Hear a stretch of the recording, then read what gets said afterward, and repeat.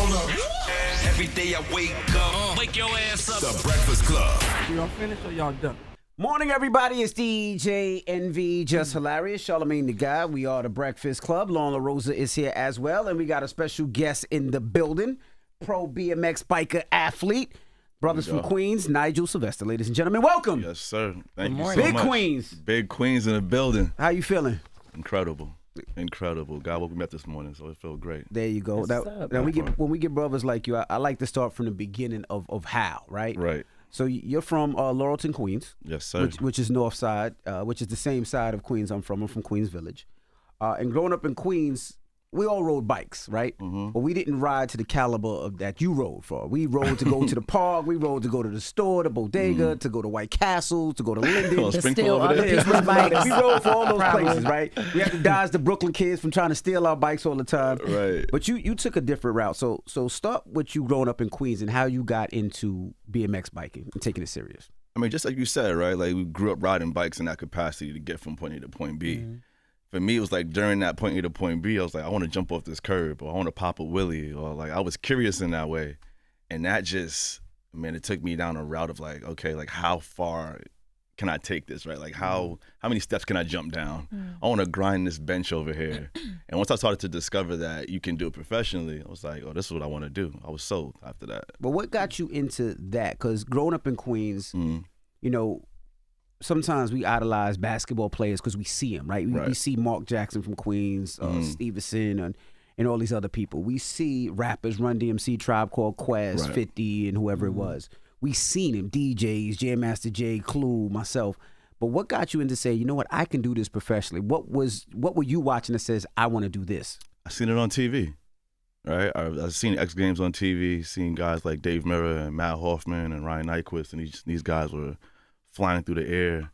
They had their helmets on and their chest protectors and all the stickers on their bikes, and it was super cool to me. I was just intrigued. I was like, damn, that looks dope. And of course, like, I would see like basketball players on TV and rappers, as you mentioned, and that was dope to me as well, you know what I mean? But it was something about bike riding that it just clicked for me. It was different. How old were you when you really started taking it serious? I was like 12 years old. Yeah, and I just always have a big imagination as well, right? Like, I'm just living on my imagination still. But even then, I was like, man, like, it's something about this bike that I'm thinking about different things that I want to do, and I'm going outside and trying it in real time, right? Just figuring it out. Like, I would take, like, an old tire and a board and make a ramp and, like, go back 30, 40 feet and just pedal as fast as I can, hit that ramp and fly through the air. And it was something about that feeling of flying through the air that became, like, it was just like adrenaline rush for me. And I fell in love with it. You built you would build a ramp. Hell yeah, I'm building ramps. Yeah. I'm going to like Sinclair's Park and the school, and I'm grinding on like marble ledges and whatnot. And anything I could find I could jump on with my bike, I would do it. Now, you also from Caribbean descent. Yeah. So what did your Caribbean parents say when you say, Ma, I want to ride bikes? And the bikes that you're talking about are not the bikes from TSS, Target, and those type of stores. You had professional bike with professional pegs. Them bikes were a lot of money back then. So course. How did that work? Man, like, my mom, she didn't really like to watch me ride. Like any mom, she was like, I don't want you to see you hurt yourself. Like, I'm afraid for you and things of that nature. But the thing that she did that I applaud her for, that she gave me the freedom to go out and try. You know what I mean? Like, she may have not wanted to watch me do it because she was afraid of me like hurting myself, but she let me go out in the neighborhood and do my thing and let me hang out with other kids who rode bikes and whatnot. So that was what that was. And when I turned pro, like, she didn't really understand it at first, but it took her a minute. But once she got it, she was like, okay, cool, and was in like full support of it. So shout out to Mama Sylvester. You've been working with Nike for over a decade now, right? Yeah. It's been how long? It's been over 15 years now. How old were you when you started working with them? I was 18. So dope. Yeah, it's crazy. Was that before you were pro? It was right after. Okay, got you. Because I was going to ask, because when you were a kid, I saw an interview you did. You talked about when you were a kid, Nike was just sending you stuff. And I was wondering, like, at what point, because, you know, social media it's not new, but, like, people understanding how to use social media in your lane, you're like, you're one of the people that I think people look at because we don't really know too much about Black BMX bike riders. How did you know to, like, do what you do to attract the brands that young? For sure. So BMX has like a proper industry, right? Like there's a way to turn pro, like, and that way is pretty much like it's either you ride contests and sponsors would see you like at these contests, Got you. or you can be a free rider, which is like creating content. I would say would be the equivalent, and like putting that content out into the world. And I took like the free ride route, where like I didn't ride in contests, didn't care for that. Those contests never really came to like New York City and things Unconventional way to turn pro for a biker. Extremely unconventional, extremely. And I was actually on a tour. We went down to North Carolina to meet Dave Mirra, who was the dude, but the athlete, the legend that gave me my first shot to like to turn pro. Wow. And when I met him, he just took a liking to me. And at this point in time, like I would compare Dave Mirra, he's like that Michael Jordan of BMX riding. You know what I mean? So we were down there, met him. He's like, "Yo, I'm starting this brand. I want to sign you to the brand." So what's the name of the brand? The brand was called Miracle Bikes. So he ended up signing me to the brand maybe 4 months after meeting him. And while I was on that trip, I met a gentleman by the name of Mark Losi. Mark Losi would end up going on to be the team manager of the Nike BMX program.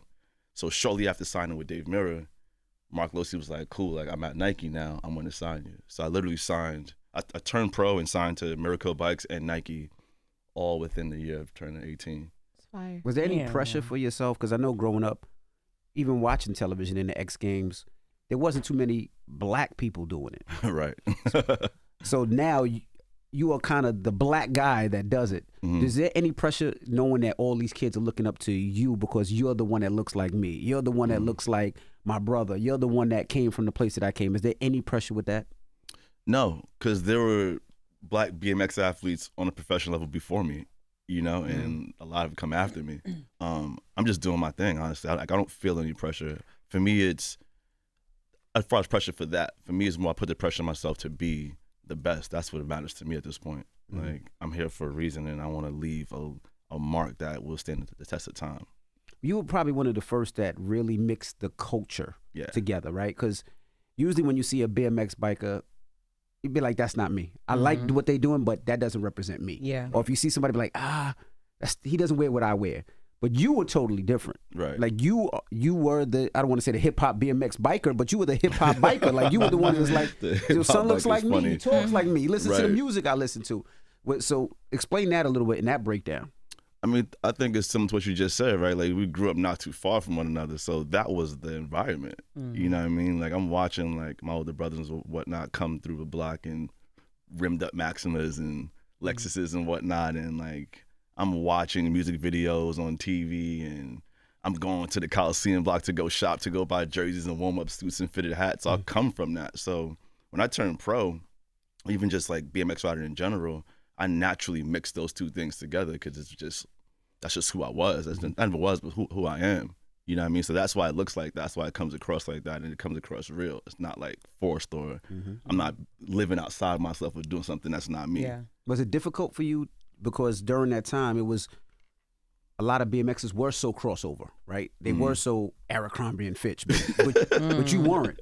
So was it difficult to get deals and difficult to get placements in places you need to be because you weren't like the rest of them? I definitely felt friction at times, and especially within the industry, right? At a certain point in time, the industry was like, "Oh, like, you're trying to be a rapper, or like you're too hip hop for us." And I was like, "What are you talking about? Like, this is who I am." So I think it took them a minute to get that. But what's also interesting though is, like, for me coming up, I'm watching BMX videos and guys are using rap songs and things of that nature in these songs. Again, like, there were black BMX riders or riders of color way before me, right? I just took it to another level, right? When you see me in a music video with A$AP Ferg, and people are just like, "Whoa, that's different." But at the same time, like, Ferg grew up riding BMX bikes. You know what I mean? And, like, we I didn't cool. even know that. Oh yeah, Ferg ride bikes.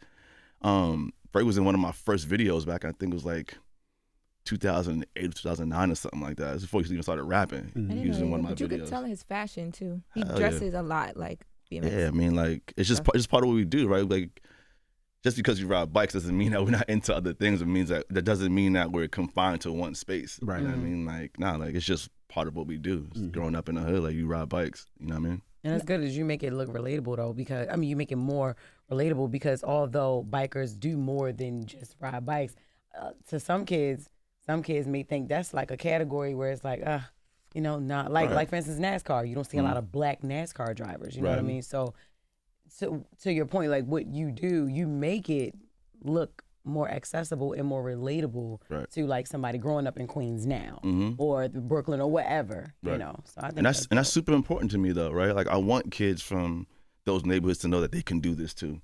You know what I mean? Like why not? You know, like just because you're from a certain neighborhood or from a certain environment or a certain situation doesn't mean that you have to be confined to only doing certain things. You know, so like rapping or playing basketball. That's not the only two. We can do way more. Yeah, we can do way more. Talk about a little bit about brand trust, because one of the things I thought was interesting, like in your packaging, because Nike is very particular with their brand, but they let you do the bike over the Nike, and I know that you also had that on a shoe, like one of your first shoes you did with Jordan, right?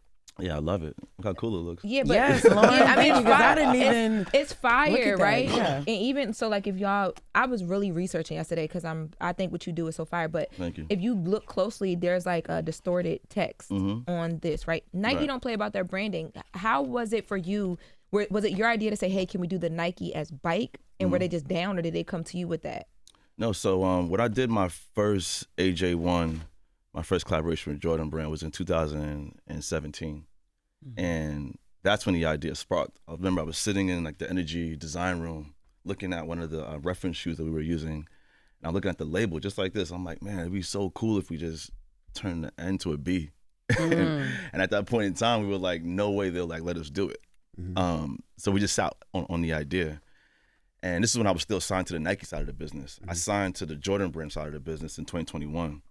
And the first shoe I worked on when I signed to the Jordan brand side of the business, it was a friends and family shoe. It was a Nike Air Ship, which is the first shoe that MJ wore when he came into the league before the AJ1. And because it was a friends and family shoe, I was like, yo, maybe they'll let us do it now. So we did it.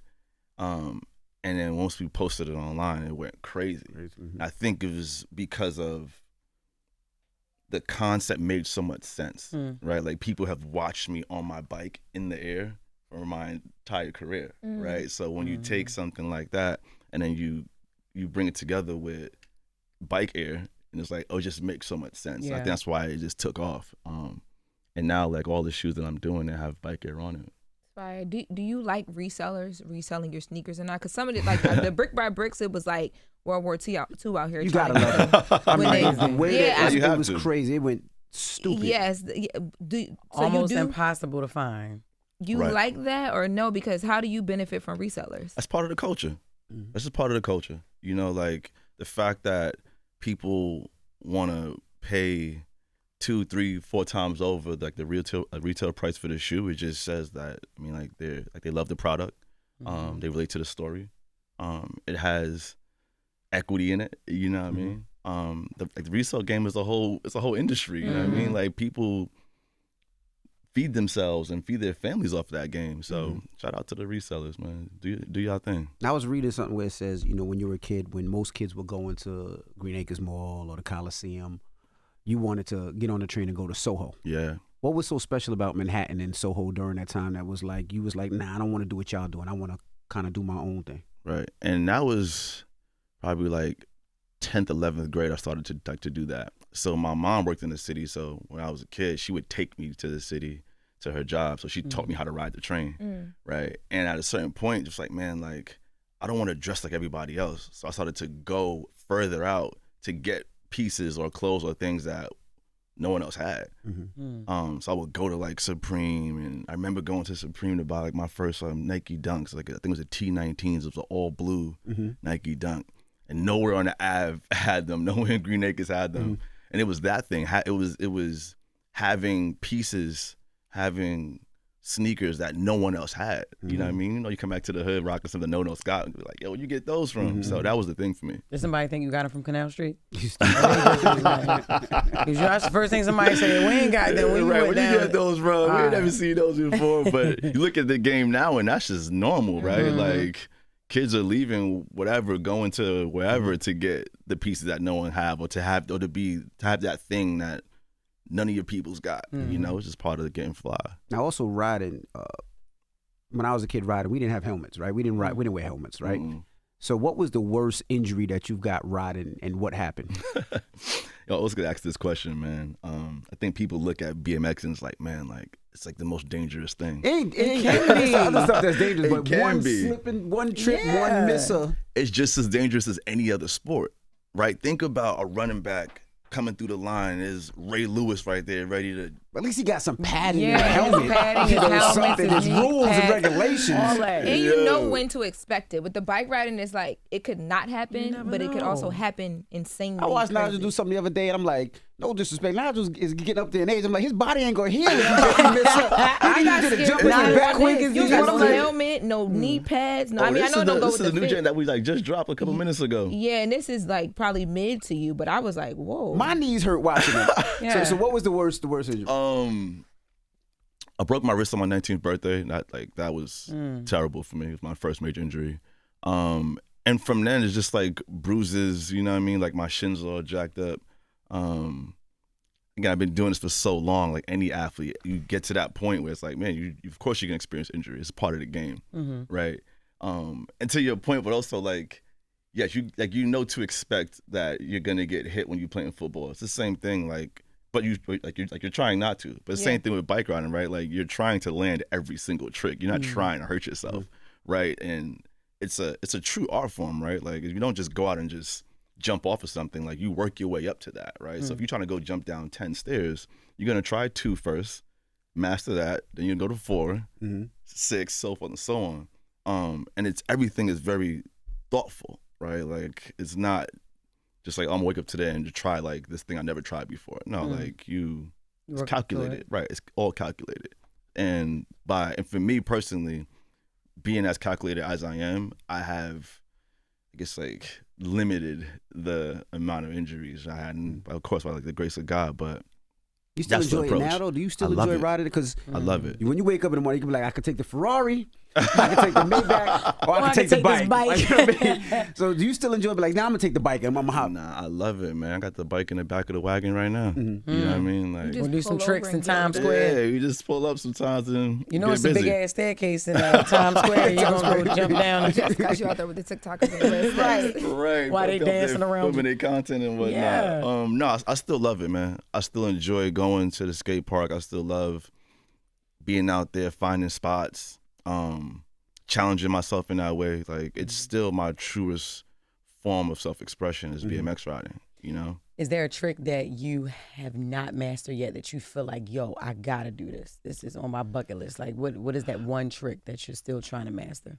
That's a good question. There's always a trick that is in my mind, right? Because how I look at BMX riding too, right? Like everything's rideable, right? So I go outside in the world, I may see a handrail that they just built, whatever, like a year ago. I'm like, I didn't ride that handrail. Now yet. just like I'm gonna fuck this handrail. Right. I want to go hit that handrail. So it's always something that like I want to do. You know what I mean? And I love that. Like that's still a desire of mine. You know what I mean? Like again, I still love riding my bike, and I still do as much as I possibly can. Yeah, my business has grown and things have changed. I got different responsibilities nowadays, but like riding is still at the core of everything that I do. You ever got locked up for it? Because I know, like, sometimes y'all just be like, I'm gonna fuck this handrail. I'm gonna really off this bench. Hey, public place, private place. You ever got locked up for it? Yeah, I mean, you know, like I feel like there's been times where BMX riding has been misunderstood, and I've been misunderstood. So we'll be riding a handrail or riding a park or something, and it's trespassing. You know what I mean? And it's like at the end of the day, we're just expressing ourselves. You know what I mean? Like we're not hurting nobody. We're not doing no drugs. Yeah. Like we're not being violent. We're just expressing ourselves. And yeah, so it's happened before. Now, growing up, one thing I always tell people about, especially New York skateboarders and bike riders, is that y'all will fuck somebody up, right? Because a lot of times cars will cut y'all off, bump into y'all, and I'm like, that is the worst beef to have, because they got their weapons that they're riding on. Have you ever been into a situation like that where a car cuts you off and you be like, man, we got to pull this guy out? I mean, it happens in New York City all the time, right? Like all the time. All the time. They like, don't care what car, you have a Porsche, cutting into Ferrari. lane, whatever. I be trying to hit y'all. Why though? Cause man, y'all don't respect us. What you mean? Y'all got your own lane and y'all always coming over, acting like, you know, I'm like, they built lanes specifically for y'all, then but when y'all feel like the lane too small. Now let me go over here and try to jet in front of this G-Wagon. We needed more space. We need space to y'all operate. And I'm trying to get the work, Straight, and y'all don't y'all never look to the right when we turn in to the left. it's just There's a lot of like bike hating going on right now. I ride bikes, so I understand. I'm not at his caliber. I do for exercise. When did you start riding a bike? I've been riding a bike for exercise a long time. When have you? You from Queens and you ride bikes, and Now he Nigel ride get bikes. up here. Now I don't you ride his type of bikes. bike. We've never I seen do you on a exercise bike. bike. Envy posts everything. I ain't never seen you post a bike. Your thing is cars, Mr. Car Show, man. I ain't never see you on no damn bike. I used to wear the outfit with the padding in my ass and all that. Right, he's a road biker. Oh, yes. God, he's so funny. Jesus Christ. Now, talk about your partnership at McDonald's. I seen that you used to work for McDonald's growing up, and now they pay you not to work there and just give you an endorsement deal. So break that down a little bit. Isn't that incredible? Yeah, it really is. Yeah, McDonald's was my first job. I was 14 years old. I did 2 summers there. And really I was just saving up money to get new bikes and new bike parts. You know what I mean? And then like once my business started to roll, like as far as me being a professional athlete, I decided, man, I want to work with brands that I can relate to, brands that are authentic to me. And McDonald's has been on a list for a long time. And we just got the deal done like 2 months ago. We announced it, and thank you so much. But it's incredible for me to be able to work with brands like in the capacity that I do, that I'm able to not just be a face of a product or a campaign, but we're actually like collaborating on ideas and putting products out and putting campaigns out. Like that means a lot to me, you know? And also it shows people that, man, like even me coming from the background I come from as far as a BMX athlete, non-traditional athlete, I can do these type of things and play in these spaces and it looks good. It's not just like, it's not whack, you know what I mean? Is there ever a celebrity now that like pops up in your stuff and you're like, oh wow, I saw Mookie Betts wear your cleats, right? And then those are reselling like crazy or resold like crazy. But it does anybody surprise you at this point? It's all love, all of it. It's like surprising, you know. Like even when like before like the Brick by Bricks came out, I think it was like Braun had him on and Roman Reigns had him on in the same night, and I was just like, damn, this is crazy. You know what I mean? Like this product that we collaborated on and created and put out into the world, like people are really gravitating towards it. So yeah, I feel it's all just love, and like I appreciate it, you know. Because they're fire. Like, you know, even these are fire. The Brick by Bricks, right? I'm still trying to get them. Your man gonna come in here with them more, and I'm like, you got them in the box for me. But shout out to you. You also have your Go Ride Festival. Is that what you call it? A festival? It's a 3-day event. It's not a festival yet, but it's just it's an international bike ride. I think it's dope. Yeah, and I see that you have expanded it to Mexico City. Yes. What made you want to do that? You heard Mexico, huh? Shut up. See, my husband is Mexican and black, so he's not really full bred Mexican, but they always gonna ride on that because you know ice hopping out on niggas. So, not on him or anybody he know because they ride bikes. Right, exactly. So what made you expand to Mexico I didn't even go City, comment man? on that. No, so this is the third annual Go Ride. The last 2 years we did London to New York, right? And for anyone who doesn't know what Go Ride is, it is my international bike ride where we hit multiple cities within 24 hours. So this show was like, man, like I want to take a different route and we want to extend it to 3 cities. So we're doing Mexico, we're doing New York, Miami, and Mexico City within 30 hours, and I'll be in all 3 cities. We do a 15-mile bike ride in each of those cities. So I'm super excited for it. People are getting their bikes ready. Yeah, it's gonna be a good time. I can't wait. How do you join something like that? How do you like get other bike riders around the world to do that? Like just pull up. We just promote it and just listen. Everyone's welcome to pull up. So you gonna be in there, Envy? Pull up this weekend, Envy. This I would. I'm gonna be in Houston this week, but I definitely would. Okay. I would love to go. You think you'll last? That's 15 miles. No. Exactly. It's not even that bad, honestly. We have people from all walks of life, like kids, middle age, everything. Like people are pulling up and riding. Like when you're in that pack with so many kids riding bikes, that energy is so contagious, right? Like it's not like you're on a bike ride by yourself. Like you got kids popping wheelies and doing bunny hops and there's music playing. It's kids too. Not how it's amazing. It's like it's nothing else like it. Love that. So yeah, I'm looking forward to this weekend. If you guys in New York City, pop out this weekend to go ride, or if you're in Miami or Mexico City, we'll definitely be out in the streets. What would you tell that younger kid right now that's watching you that wants to get into BMX biking? His parents probably be like, "That's not a real job. You get a real job." What would you tell that younger kid right now? I would tell him to show your parents my Instagram. and and show them that it is a real thing. Also, man, just do what you love. Honestly, bro, like I live by that still. You know what I mean? Like I'm living out my imagination. I'm creating. I stay curious, and I think that allows me to come up with these ideas, and I work super hard to get these things out into the world. So that younger kid, man, just do what you love. Just work hard. I know it sounds cliche, but it's so true. Like I feel all you guys are sitting here right now because of that, right? Like you love what you do and you dedicate yourself to it. Right, like even watching you, I used to watch you on Instagram all the time. To see you up here now, even when you guys announced it, I was like, that's super dope for you. So congrats to that. So just lock in and stay focused. Now with the sneakers, the new sneakers that you're releasing, they come out on the 16th. Yep. Now break these sneakers down. So the 4s are Jordan 4s, of course, sold out crazy. Brick by brick was I guess your mentality if you had to do this brick by brick. Yeah, had to build this thing brick by brick, man. Now explain the new collab. These are the AJ1 Low Better with Times, and it's modeled. Well, this is the second iteration of my first AJ1. We did the same exact shoe in a high top, and it was a cream colorway. You see like the distress marks here. Basically tell the story of how my sneakers get distressed when I'm out riding with them. So my bike has no brakes on them. It's crazy. So I use my sneakers to stop. I literally just noticed that the front of it is already like distressed, but it looks like a design. Exactly. The side too. Yeah, the sides too. Dope, yo. And each shoe is hand distressed. So no two shoes has the same distress mark. So no one has the same pair in a sense. Damn, Nigel. But yeah, it just tells the story of like things getting better with time. You know, like when you dedicate yourself, when you stay focused on something, like it gets better with time, right? When like your favorite pair of jeans or your favorite vintage T-shirt or a vintage car, you know what I mean? Like those things get better with time. And I really want to tap into that. I feel like I'm at this place in my life right now where I've dedicated so much time to bike riding, so much energy to it, and it's only gotten better for me.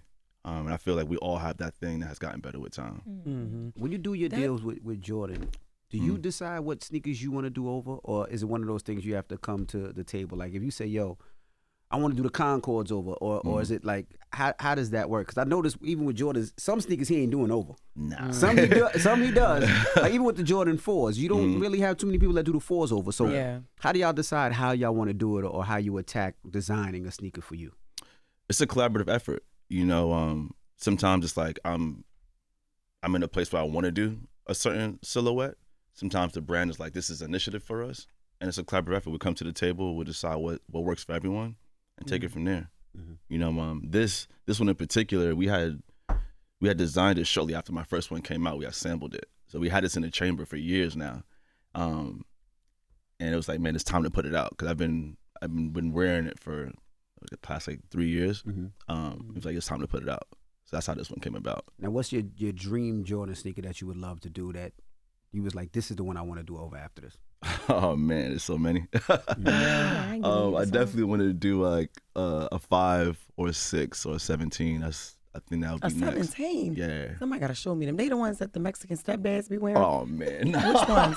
No, for real, because you know it's a certain number where they start buying them up off the shelf like that. Nah, man. Okay. I got to look at the 17. Somebody pull up Those are the 17. That's the 17s. 17 right there. Oh, see, Those I like never a saw them. They basketball do look. sneaker. Yeah. I mean, all I basketball. mean, yes, sneakers. but some of them are like, Right, for girls, we have certain ones where it's like they're all basketball sneakers, but I wear these, but Right. I don't know if I would wear the 17s. I wouldn't know how to. You might. No. Yeah, I don't know. It's just about styling them the right way. You got to do a 12, yo. 11 or a 12. 12 is fire too. 11 is fire 8, too. Yeah. You ever shot your shot to try and redo one of them, and the brand is like, can't touch that one? Nah, and I hope that never happens. Yeah.